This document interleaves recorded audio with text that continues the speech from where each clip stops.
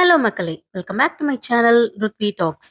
அமெரிக்காவுல கலிஃபோர்னியா மாகாணத்துல 2வது மிகப்பெரிய நகரம், தேவதைகளின் நகரம்னு சொல்லப்படுற லாஸ் ஏஞ்சல்ஸ், இப்ப நெருப்பு நகரமா காட்சியளிக்குது.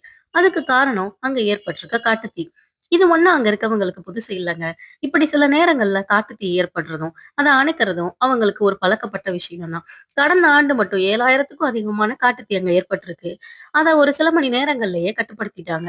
இந்த மாரி சூழ்நிலைய எப்படி கையாளணும்னு அங்க இருக்கவங்களுக்கு நல்லாவே தெரியும். அப்புறம் ஏன் இப்ப நிலைமை கைய மீறி போகுதுன்னு கேட்கிறீங்களா? சாண்டா ஆனா வின்ஸ். ஆமாங்க. இது ஒரு பருவக்காற்று தான். நம்ம ஊர்ல எப்படி தென்மேற்கு பருவக்காற்றோ, அங்க இந்த சாண்டா ஆனா வின்ஸ் வருஷம் வருஷம் அடிக்கிற ஒரு காத்து தான். இந்த சாண்டா ஆனா வின்ஸ்ன்னு சொல்லப்பட்ட பருவக்காற்று வறண்ட காலநிலையோட சேரும்போது தான் இதோட பாதிப்புகளும், பின்விளைவுகளும் ரொம்ப மோசமா இருக்கும். அதுதான் இப்ப அங்க நடந்துட்டு இருக்கு. 2022 மற்றும் 23ல அதிகமான மழை இருந்ததாகவும், 2024ல பருவநிலை மாறுபாட்டால கடந்த 8 மாசமா போதுமான அளவுக்கு மழை பெய்யாதனால கடும் வறட்சி ஏற்பட்டிருக்கு. அங்க இருக்க மரம், செடி, கொடி எல்லாம் பட்டு போயிருக்குங்க, காஞ்சு போயிருக்கு. இப்படி இருக்கிற நிலைமையில தான் இந்த காட்டுத்தீயும் கொஞ்சம் கொஞ்சமா பரவ ஆரம்பிச்சிருக்கு. இந்த காத்து மணிக்கு 140 கிலோமீட்டர் வேகத்துல அடிச்சதுதான் இந்த காட்டுத்தீ வேகமா பரவுறதுக்கும், கட்டுக்குள்ள கொண்டு வர முடியாததுக்கும் ஒரு மிகப்பெரிய காரணமா சொல்லப்படுது.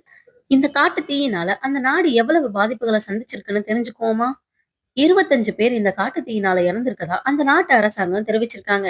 அது மட்டும் இல்லாம முன்னெச்சரிக்கை நடவடிக்கையா கிட்டத்தட்ட 2 லட்சம் பேரை பாதுகாப்பான இடங்கள்ல தங்க வச்சிருக்காங்க. 40,000த்துக்கும் அதிகமான ஏக்கர் நிலங்கள் மொத்தமாவே கருகிருக்கு. 3 லட்சத்துக்கும் அதிகமான மக்கள் அந்த பகுதிகளை விட்டு வெளியேறி இருக்காங்க.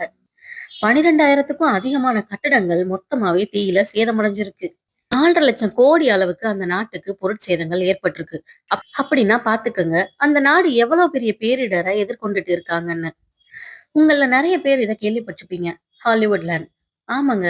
அதிகமான ஹாலிவுட் பிரபலங்களும், பணக்காரர்களும் இருக்க பெசிபிக் பாலிசேட்ஸ் தான் அதிகமான பாதிப்புக்குள்ளான இடமும் கூட.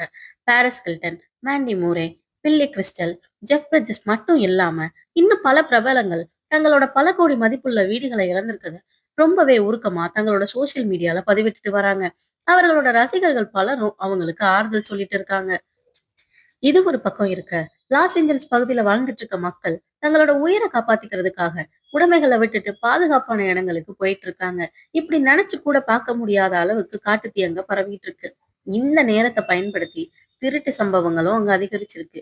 இப்ப வர 20க்கும் மேற்பட்ட திருடர்களை கைது பண்ணிருக்காங்க. இந்த திருட்டு சம்பவங்களை தடுக்கிற விதமா அங்க ஊரடங்கு உத்தரவு கூட பிறப்பிச்சிருக்காங்க. கிட்டத்தட்ட 5 லட்சம் கோடி பொருட்சேதங்களை ஏற்படுத்தி இன்னும் எவ்வளவு உயிர் சேதம் ஏற்பட்டிருக்குன்னு தெரியாம அமெரிக்க அரசாங்கம் குழம்பி போயிருக்காங்க. தொடர்ந்து 8 நாட்களா எவ்வளவு போராடியும் தீய கட்டுக்குள்ள கொண்டு வர முடியாம தீயணைப்பு வீரர்கள் எல்லாரும் திணறிட்டு இருக்காங்க. இப்படி மொத்த அமெரிக்காவும் லாஸ் ஏஞ்சல்ஸ்க்காக வேண்டிட்டு இருக்கும் போது பலர் இந்த நிகழ்வை விமர்சனம் பண்ற மாதிரி இதெல்லாம் காசா மக்களோட சாபம் தானும், பாலஸ்தீன மக்களோட கண்ணீருக்கு விடை கிடைச்சிருக்கதாவும் தங்களோட கருத்துக்களை பதிவிட்டுட்டு வராங்க. பெரும்பான்மையான கருத்துக்கள் அமெரிக்க மக்களை விமர்சனம் பண்ற மாதிரியும் அவங்களுக்கு எதிராகவும் தான் இருக்கு. யாருமே அமெரிக்க மக்களுக்கு ஆதரவா கருத்து தெரிவிக்கல. தொடர்ந்து 10 நாட்களா காட்டுத்தீ எரிஞ்சிட்டு வர நிலைமையில இப்ப காற்றோட வேகம் சற்று குறைஞ்சிருக்கதால தீய அணைக்கும் முயற்சியில முன்னேற்றம் இருக்கதா சொல்லியிருக்காங்க. இவ்வளவு பொருட்சேதங்களையும் உயிர் சேதங்களையும் கடந்து சீக்கிரமாவே இந்த காட்டுத்தீய கட்டுக்குள்ள கொண்டு லாஸ் ஏஞ்சல்ஸ் இயல்பு நிலைக்கு திரும்ப நம்ம எல்லாரும் வேண்டிக்குவோம்.